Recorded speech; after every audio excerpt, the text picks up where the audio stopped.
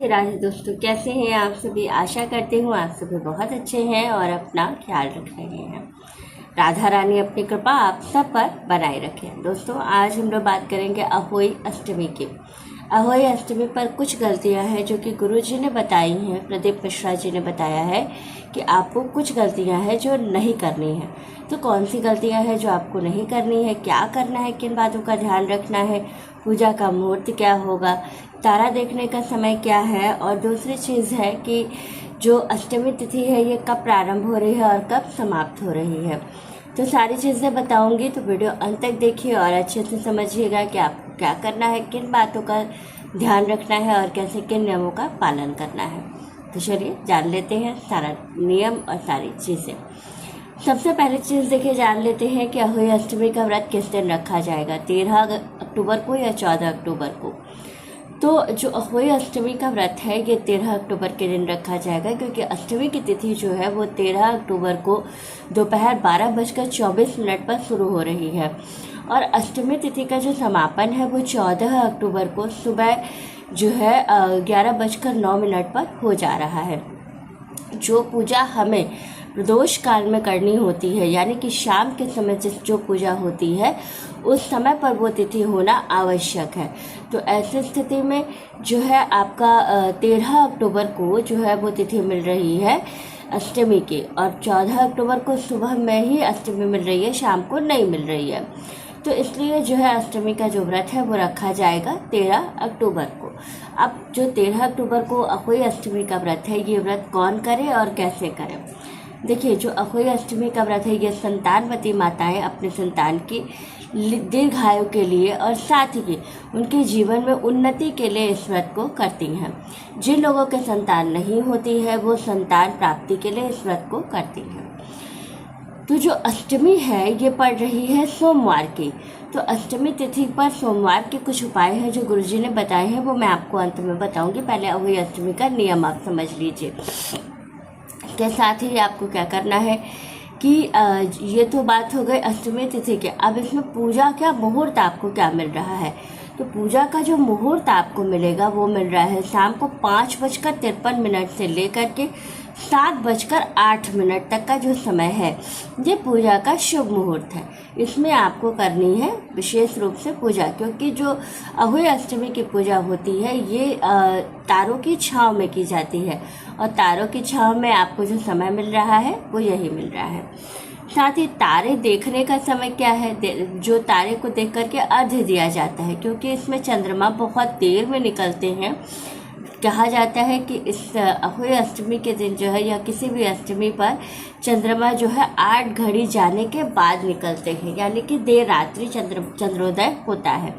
तो इसलिए इसकी पूजा हमेशा तारों की छांव में की जाती है और तारे को ही अर्घ्य दिया जाता है।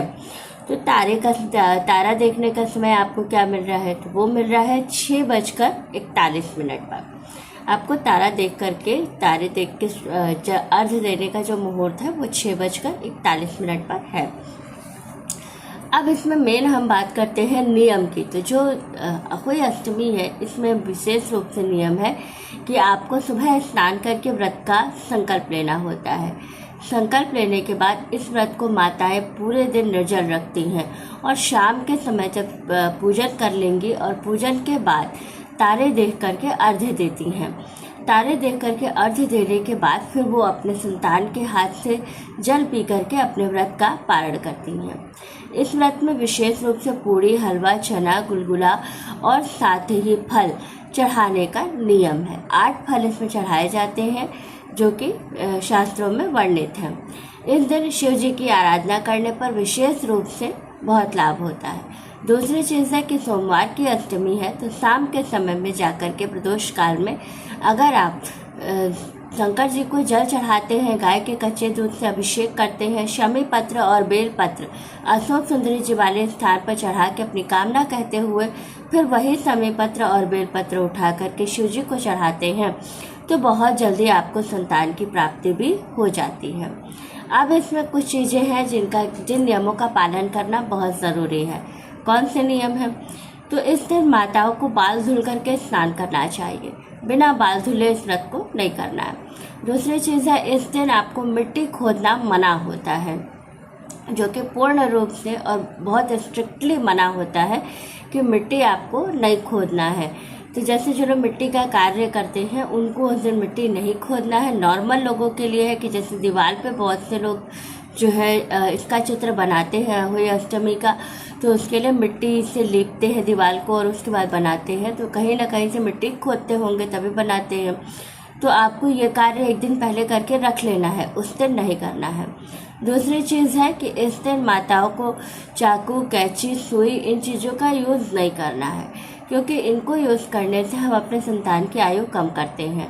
तो इस बात का विशेष रूप से आपको ध्यान रखना है कि आपको सब्ज़ी वगैरह जो भी काटना है वो आप एक दिन पहले काट के रख लें, उस दिन सब्ज़ी वगैरह ना काटें, इस बात का ध्यान रखें। जो लोग इन सभी नियमों का पालन करते हुए अहोई अष्टमी का व्रत करते हैं और सारी चीज़ों को सही ढंग से करते हैं, उनको पूर्ण फल की प्राप्ति होती है। साथ ही इस दिन माताओं को अपने बच्चों को विशेष रूप से कुछ चीज़ें ज़रूर देनी चाहिए। क्या देना है आपको? तो आपको इस दिन गौरी गणेश की जो पूजा कीजिएगा। अगर आपकी संतान कहीं नौकरी करती है, कहीं जॉब करती है, उसका कोई व्यापार है, तो आपको क्या करना है कि गौरी और गणेश के ऊपर जो आपने दूर्वा चढ़ाई है उसमें से कुछ दूर्वा निकाल के अपनी संतान को ज़रूर दीजिए। इससे क्या होगा कि उनकी धन में वृद्धि होती है। साथ ही कुछ कार्य है कुछ ऐसे बर्तन गिनाए गए हैं, गुरुजी ने बताया है, जिनका प्रयोग पूजा में बिल्कुल भी आपको नहीं करना है। तो जब हम विशेष रूप से पूजा करते हैं तो भोग बनाते हैं, भोग चढ़ाने के लिए किसी बर्तन का यूज़ करेंगे, किसी चीज़ में रखकर ही चढ़ाएंगे। तो इस समय एल्युमिनियम के बर्तन का विशेष रूप से निषेध होता है। आपको एल्युमिनियम के बर्तन में किसी तरह का भोजन न बनाना है, ना ही चढ़ाना है। तो इस बात का विशेष रूप से आप ध्यान रखें। कोशिश करिए कि जो है स्टील भी ना यूज़ करिए, लेकिन अगर नहीं है तो कोई परेशानी नहीं है, आप यूज़ कर सकते हैं स्टील फिर भी एक बार। लेकिन जो एल्युमिनियम का बर्तन होता है इसका यूज़ आपको भूल कर भी नहीं करना है। ना एल्युमिनियम की कढ़ाई में आपको हलवा बनाना है, पूड़ी बनाना है, तो आप इन बर्तनों का यूज़ ना करें। कोशिश करें कि इनसे आप दूर रहें। और इसी अनुसार अगर आप पूजन करते हैं, व्रत करते हैं और इस तरह से चीज़ें चढ़ाते हैं तो आपको बहुत लाभ होता है और आपके संतान की आयु भी बढ़ती है। तो इस तरह से अगर आप करेंगे तो आपकी संतान दिन दूनी रात चौगुनी तरक्की करेगा। और अगर आप जो मैंने बोला कि इन बर्तनों का यूज़ ना करें, अगर इस तरह के बर्तन का यूज़ करते हैं तो इससे बहुत सारी बीमारियां आती हैं। तो इससे पैसा पानी की तरीके से आपका बह जाता है।